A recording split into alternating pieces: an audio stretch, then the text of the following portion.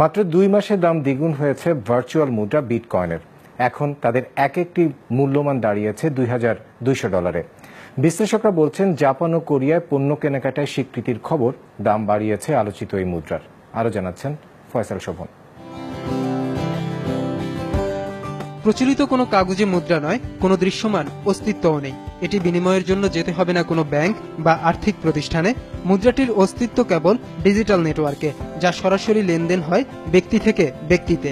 বলা হচ্ছে বিটকয়েনের কথা, যেই ডিজিটাল মুদ্রার মাধ্যমে $26 কোটি লেনদেন হচ্ছে প্রতিদিন, বাড়ছে প্রতিনিয়তই।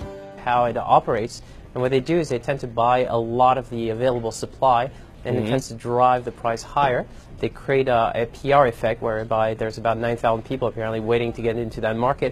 Everybody knows these people are going to wait to get into that market, and so the price rises very brutally because of a limited supply, and it's really a function of the way they created that market. It's very artificial, and then it relies, of course, on the belief that somebody will do the right thing, not change the program, and maintain it as it currently is, and therefore it is a completely fiat currency, so you rely on the goodwill of somebody somewhere that you don't know. 2009 সালে যাত্রা শুরু হলেও 2013 সাল থেকে জনপ্রিয় হতে থাকে bitcoin. তখন একটি মুদ্রার বিনিময় মূল্য ছিল $400। চলতি বছরের শুরুতে তা বেড়ে দাঁড়ায় $1,000, আর গেল 2 মাসের ব্যবধানে বৃহস্পতিবার এর বিনিময় মূল্য বেড়ে দাঁড়ায় $2,800। এখন যা বিক্রি হচ্ছে $2,200। কিন্তু অল্প দিনের ব্যবধানে এই মূল্য বৃদ্ধির কারণ কি? জোর খবর হচ্ছে জাপান এই মুদ্রা লেনদেনের বৈধতা দিতে যাচ্ছে। দেশটির 2.5 লাখ রিটেল স্টোরে খুব শিগগিরই বিটকয়েন লেনদেন করা যাবে। একই উদ্যোগ নিয়েছে দক্ষিণ কোরিয়াও। Bitcoin could be ultimately worth $1 million or more or zero or anywhere in between. We just don't know.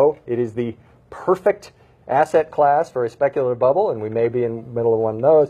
But it is also a useful new tool, and the usage is increasing, and as if the usage continues to increase, ultimately that is a good sign for prices. যে কেউ বিনিময়ের মাধ্যম হিসেবে bitcoin ব্যবহার করতে পারেন, কিন্তু এর মালিক হতে হলে বিশেষ গাণিতিক সমস্যার সমাধান করতে হয়, যা পরিচিত মাইনিং নামে। বিশ্বে সর্বোচ্চ 2 কোটি 10 লাখ বিটকয়েন তৈরির সীমা বেঁধে দিয়েছে এর উদ্ভাবকরা। ফয়সাল শোভন, বিজনেস রিপোর্ট, মাছরাঙা টেলিভিশন।